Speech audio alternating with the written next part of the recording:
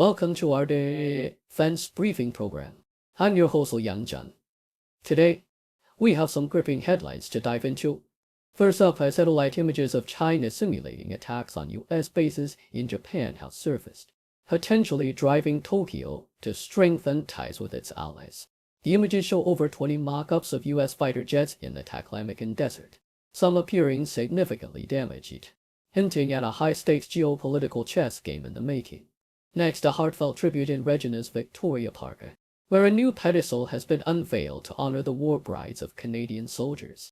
These brave women left everything behind during the wars to start anew in Canada, and the ceremony was a poignant reminder of their sacrifices and contributions. Finally, the Israeli Defense Forces have publicly acknowledged their shortcomings in response to the Hamas attacks on October 17. The report highlights delayed response times and disorganization, which led to tragic losses, sparking mixed reactions from the affected communities. Please stay tuned for detailed coverage on these stories and more. Keep watching for the full scope. South China Morning Post. The revelation of satellite images showing mock U.S. fighter aircraft on a Chinese military range in the Taklamakan Desert has sparked concerns in Tokyo, driving Japan closer to the United States and other allies. Analysts from Turkey-based Clash Report and Bulgarian Military Network have suggested that China has constructed replicas of U.S. bases and aircraft in Japan for realistic military training. The images, captured by Google Earth, revealed over 20 mock-ups of advanced U.S. fighters, some appearing damaged possibly from simulated attacks. James Brown, an international relations professor, noted that while such preparations are routine, they underscore the readiness for potential conflict between the U.S. and China, particularly over Taiwan or the Philippines. This development coincides with U.S. plans to enhance its air capabilities in Japan, deploying 40 F-35 aircraft to Misawa Air Base and upgrading other fighters at Kadena Air Base. The timing of these events, as Prime Minister Fumio Kishida engages in talks with NATO, highlights the urgency for Japan to bolster its defense strategies and alliances. CBCC. Despite the sweltering heat, dignitaries and families gathered at Regina's Victoria Park Cenotaph to honor the war brides of Canadian soldiers. These women, who married Canadian servicemen during the World Wars and emigrated to Canada, were commemorated with a new pedestal. Rasmi Rasti emphasized their significant contributions to Canadian society, noting how they supported their husbands, raised their families, and enriched the nation. Lynn Martin, president of Canadian War Brides and Families, paid tribute to Jean Fels and Doreen Kamisis, two war brides who recently passed away at 92, for their efforts in preserving this legacy. Bernice Els, author of Jean Fels, shared the story of her parents meeting in Blackpool, England, their subsequent life in Saskatchewan. The pedestal, funded by a provincial grant, stands as a lasting tribute to these women, with only two war brides still alive in Saskatchewan. The ceremony underscored the enduring impact of these women on Canadian history and their families' commitment to remembering their legacy. Australian Broadcasting Corporation. The Israeli Defense Forces (IDF) have admitted to significant failings in their response to the October 7 Hamas attacks, which resulted in over 200 civilian deaths. The IDF's initial investigation highlighted issues such as slow response times and disorganization, particularly in Berry, where over 100 people were killed and around 30 taken hostage. The report concluded that the hostages were likely killed by Hamas militants, not Israeli shelling, despite earlier concerns. It also criticized the delays in military response and the failure to grasp the severity of the situation. While the bravery of Berry residents was praised, the report's findings elicited mixed reactions from the community, with some residents expressing anger and others appreciating the Army's accountability. The kibbutz called for a state commission of inquiry to prevent future failures. The October 7 attack, which saw a massive Hamas incursion, has led to ongoing Israeli retaliatory attacks in Gaza, resulting in thousands of Palestinian deaths and a humanitarian crisis. Despite calls for a ceasefire and state investigation, Prime Minister Benjamin Netanyahu remains focused on continuing the war against Hamas, with international mediation efforts making slow progress.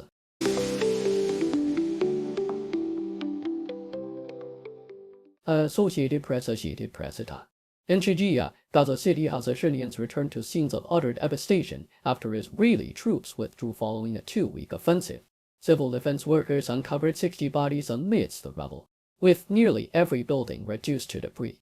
Families like Sharifa Bushanouts found their homes obliterated, leaving them with nothing but despair and the haunting buzz of Israeli drones overhead. The Israeli military claimed it had killed dozens of militants and destroyed tunnels, though these assertions remain unverified. Gaza's civil defense struggled to aid residents during the conflict, and with limited equipment, the search for more bodies continues. The war, initiated after a deadly Hamas attack on Israel, has led to widespread hunger and displacement among Gaza's 2.3 million residents, with the United Nations calling for Israel to protect Palestinians amid genocide allegations. South China Morning Post. Indo-Pacific nations are increasingly taking independent steps to counter China, less reliant on U.S. leadership.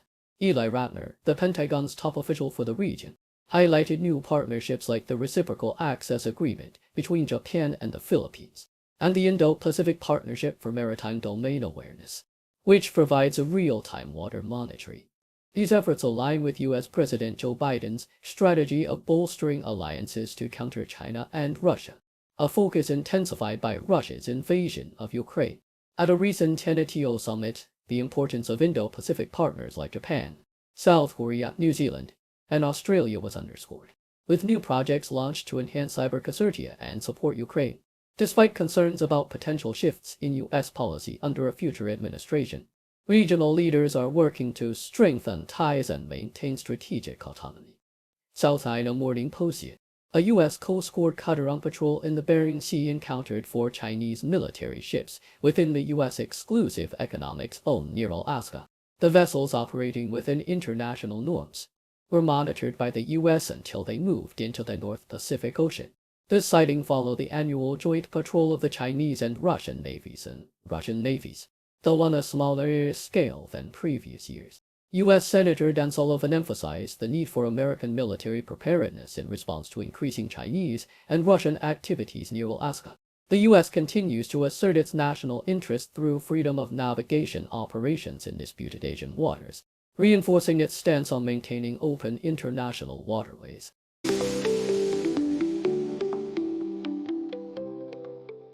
Yahoo U.S. Christopher Sanchez is riding a wave of success with the Philadelphia Phillies. The left-handed pitcher recently inked a 4-year, $5 million contract extension and was named National League Pitcher of the Month shortly after. He celebrated his new deal with 16 consecutive scoreless innings and a stellar performance against the Dodgers, allowing only 2 runs over 6 innings. Sanchez is also projected to be one of the top earners in MLB's pre-arbitration bonus pool, a system designed to reward players who haven't yet reached salary arbitration. Currently ranked as the 7th highest earner, Sanchez's 2024 salary of $753,500 is expected to exceed $1 million with the end-of-season bonus. The Phillies have several other players benefiting from this bonus pool, including Brandon Marshall, Ryan Kirkary, and Bryson Stott. Last year, Stott led the team with $620,380 in additional earnings. Sanchez's impressive season might even earn him a spot in the All-Star game, adding another highlight to his already remarkable year. Associated Press on Manpower. The head of the U.S. Agency for International Development announced that Israel has committed to improving the safety and efficiency of humanitarian aid delivery in Gaza. This pledge comes amid a severe humanitarian crisis, with over 80 of Gaza's 2.3 million residents displaced and many on the brink of famine.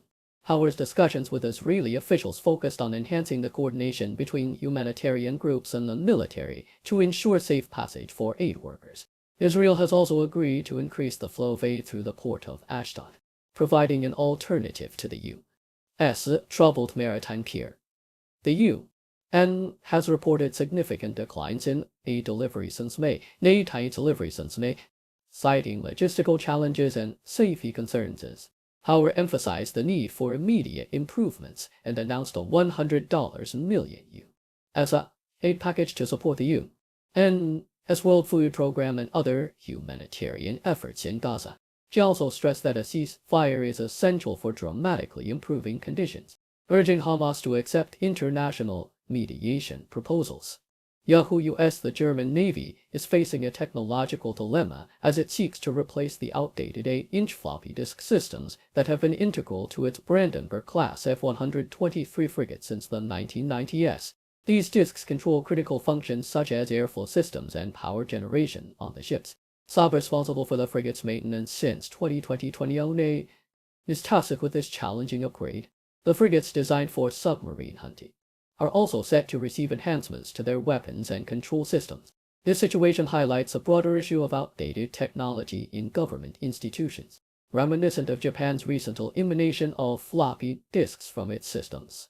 The reliance on such antiquated storage methods raises concerns, especially given historical instances like the U.S. using floppy disks for nuclear weapons access.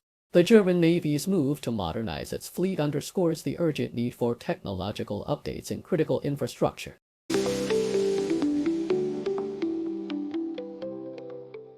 Al Jazeera: The United States is preparing to cease operations of its $230 million pier designed to facilitate humanitarian aid into Gaza amid Israel's ongoing conflict. Since its installation in May, the pier has faced numerous challenges, including detachment from the shore due to adverse weather and complications in aid distribution on land. National Security Advisor Jake Sullivan announced that the operations would soon wind down, with Pentagon spokesman Major General Pat Ryder confirming the forthcoming cessation. A United Nations report highlights the dire situation in Gaza, where 90% of the population is secure, and nearly 500,000 Palestinians face starvation.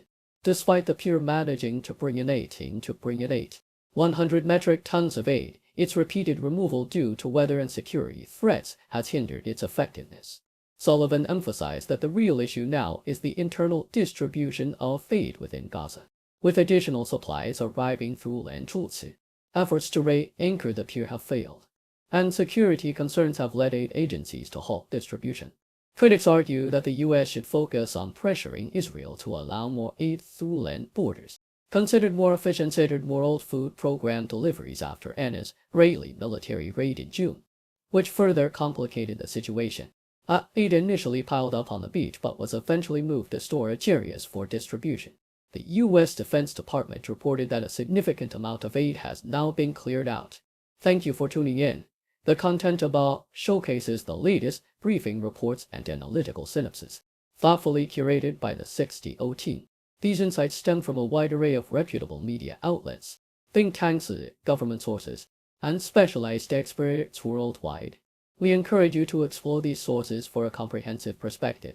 Keep in mind that while the content may not always align with the official standpoint of 60O Brief, it's not meant to be taken as absolute directives for decision-making. Comprising seasoned media professionals, learned scholars, and accomplished scientists, the 60O team embodies a trailblazing, fully independent media entity. To customize 60O Brief to meet your professional needs, you have the option to subscribe to a diverse array of briefings on our website, 60brief.com. Regardless of your location, you can conveniently receive 60O Brief via email.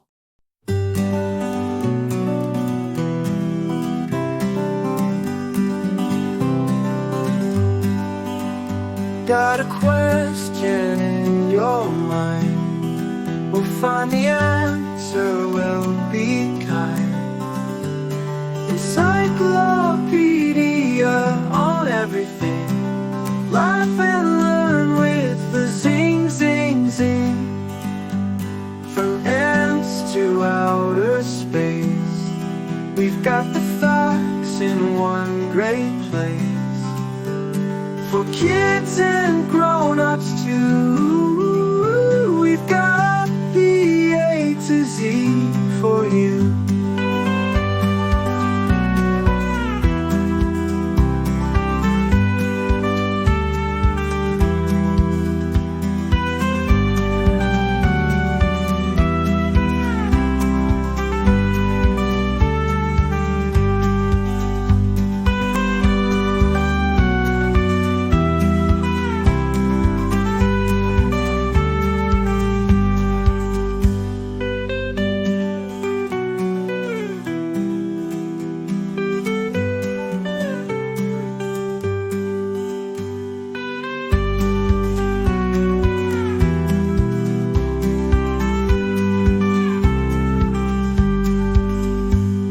a question in your mind, we'll find the answer, we'll be kind. Encyclopedia on everything. Laugh and learn with the zing, zing, zing. From ants to outer space, we've got the facts in one great place. For kids